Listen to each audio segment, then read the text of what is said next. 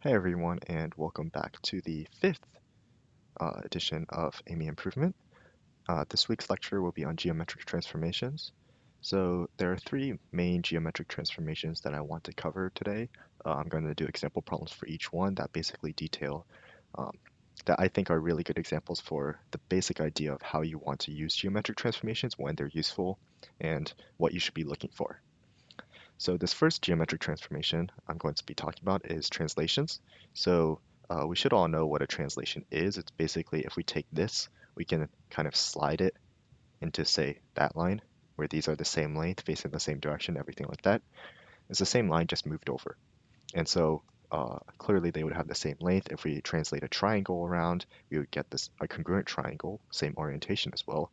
So all the angles would be equal and each side would be parallel. For example, if I translate this triangle over here, assuming that it's just a translation, that would mean that these two angles are equal, these two angles are equal, for example, these two lines are parallel, and so on.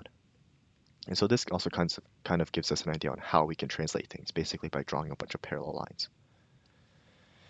So for that reason, you want to look for parallel lines if you want to apply transformations. So this example, point P is chosen inside rectangle ABCD. ABCD such that angle APD plus angle BPC is 180. So probably something similar to, I don't know, here, right? Nah, not quite. Let me move it a little bit.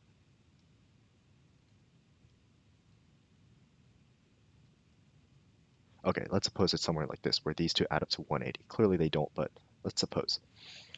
So this is point P. We want to find angle DAP, so we want to find this angle, plus angle BCP, which is this angle. So from a rectangle, we have parallel lines already, which is really nice. And so what we want to do is we want to translate triangle APD to the right so that whatever D ends up being moved to is C. So we just move this along over to the right. So B is the image of A, C is the image of D, and we call this point P prime. Usually prime is just after you transform some kind of point, you would call it something prime, or a line would become something prime. And so now our condition is angle BPC plus angle BP prime C add up to 180. But that's the same thing as this being cyclic, if you remember your geometry. So BPCP prime belongs in a circle. So angle DAP, right, angle DAP, because we translate, is equal to angle CBP prime. And so when we add these two, what do we get? Well, we can consider more properties of circles. And if we draw PP prime, then from the circle we get that angle BP prime P is equal to angle BCP. And because PP prime, right, it's parallel to AB and CD because of the properties of translations, then we essentially get that PP prime is perpendicular to BC. So these two angles, which add up to the same thing that our original two angles add up to, which is 90 degrees. So this is one of the nicer applications of translations. And again, you want to look for parallel lines, mostly parallelograms or like similar triangles through homotheties, that kind of thing. That's usually where you would apply translations. So this next one is probably the one that you're going to see most often on the AIME maybe, or usually on ARML and things like that. And it's a shortest distance problem. So let's think of just one example. Let's suppose I had these 2 points and I had a line, and then I say, okay, I want to find the shortest distance from this point to the line and then to this point. Because if I didn't have this line condition, then I could just go in a straight line, right? I could just go from point A, say, to point B. But since now I have to like stop by the line, what's the shortest path I could take? Well, it turns out if you reflect, say, B over the line, say L, so we reflect it over, So in other words, these two are the same length, and this is perpendicular. Then this length is equal to this length. So the sum of these two lengths is equal to the sum of these two lengths. But now what we have is the shortest distance between these 2 points is a straight line. And so when we take whatever intersection that is with the original line, then that's the point we have to hit on our way to point B. Because the shortest distance between any 2 points is a straight line, and then the sum of these two distances is equal to some arbitrary path from this point to this point. So that's usually where you're going to want to use reflections, which is this next one. So let's look at what we got here. So we have an equilateral triangle, ABC, of side length 1. You're going to notice a lot of these have like special properties with the polygons they involve. For example, the last one was a rectangle, which is a parallelogram, which is nice for translations. Here we have an equilateral triangle, which is nice because of equal side lengths. And so we have this triangle ABC, and we have P and Q here and here. P and Q, just somewhere on these two segments. And then we want to minimize BQ plus QP plus PC. Now this kind of seems like a hard problem, right? Like we have to go all the way to this line, and then we have to go all the way to this line, and we have to go all the way to this line, and we want to find the minimum. So some guesses you might have is, okay, what if we go B? What if P equals B and Q equals C? Extreme cases, right?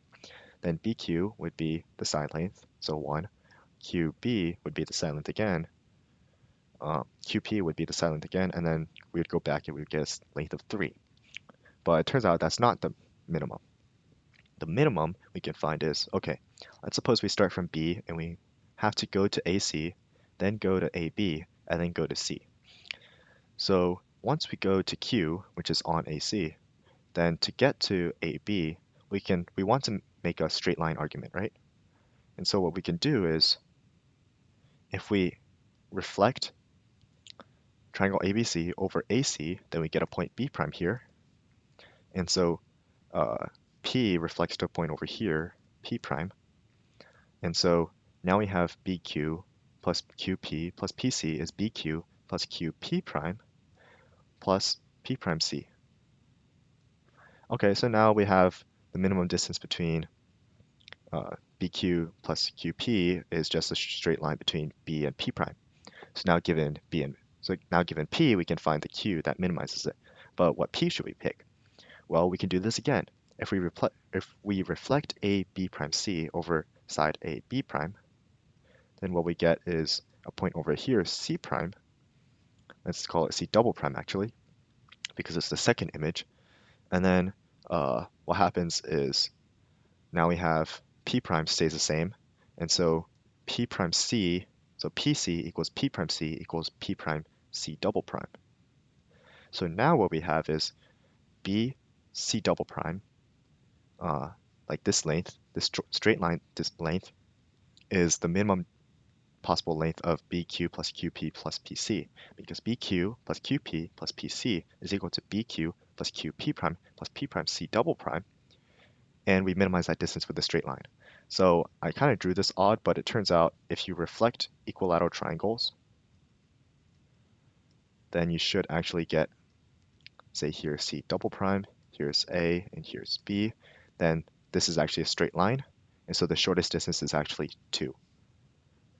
So with reflections, you usually want to use reflections when you want to find the minimum value of a sum of lengths, and then you just want to reflect over and over again.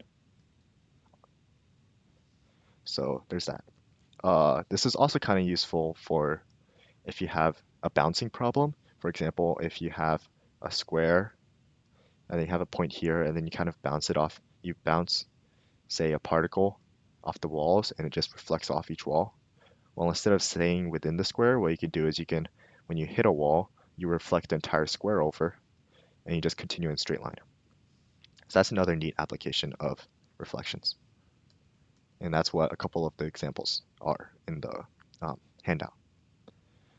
But now we wanted to get into what's probably the most neat, in my opinion, one, and this is rotations. So rotations, similar to translations and reflections, preserve things like angles and lengths, right? But it's pretty powerful. So let's take a look. So here we have an equilateral triangle again, ABC, because equilateral is very nice. That's how we can apply a lot of these transformation things.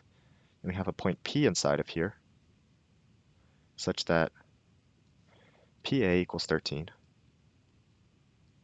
PB equals 14, and PC equals 15, and we want the area of ABC. So I use bracket notation for area usually. This just means area of ABC. So we're kind of like, okay, we have all these distances, so we don't actually know the point P, but we somehow need to find from these three lengths the area of equilateral triangle ABC. So because it's equilateral, these two side lengths are the same, right? So what if we take triangle BPC and rotate it 60 degrees around point B, right? So we rotate, like we kind of like yoink it over, and then we get a point P prime here, right? And then C rotates to A, B just stays the same. So this is the image. And this is nice because it's equilateral, then we know that these two side lengths match up and it just lines up perfectly like this. So now we have that BP equals BP prime equals 14. And we also know that actually this is 60 degrees. And so we have an equilateral triangle here. So this would also, P prime P is also 14. Also, we know that PC is 15, and so AP prime is also 15. So we actually have here, let me mark it in different colors. So this is a 13, 14, 15 triangle, and this is an equilateral triangle of side length 14. So now, what if we just continue doing the same thing? So let's rotate triangle APC around point C 60 degrees. Then we get another point, let's call it P2 or something. And then we have from the rotation that this is 15, and this is equilateral, and this is 13. And if we rotate APB around A 60 degrees, then we get a point, let's say P3. Let's call it P3. And then we know that this length is 13. We know that this is equilateral, so this is 13, and we know that this is 14. So what we end up getting is 3 13, 14, 15 triangles, and 3 equilateral triangles, one that has side length 13, one that has side length 14, and one that has side length 15. And because we've essentially just rotated each third of the triangle around, and like the areas add, right? Then the area of this entire hexagon, A, P, C, P2, A, P3, C, P2, B, P prime, that area, let's write it, A, P, C, P2, B, P prime, is equal to 2 times the area of ABC. But it turns out that we can actually compute this because we know the area of a 13, 14, 15 triangle, and we know the area of a equilateral triangle. And so this is actually equal to 3 times the 13, 14, 15 triangle, which we can use Heron's formula. So 13, 14, 15 triangle. Well, the semi-perimeter is 13 plus 14 plus 15 over 2, which is equal to 21, which means that the area is square root of 21 times 21 minus 13 is 8, 21 minus 14 is 7, 21 minus 15 is 6, which turns out to be 84.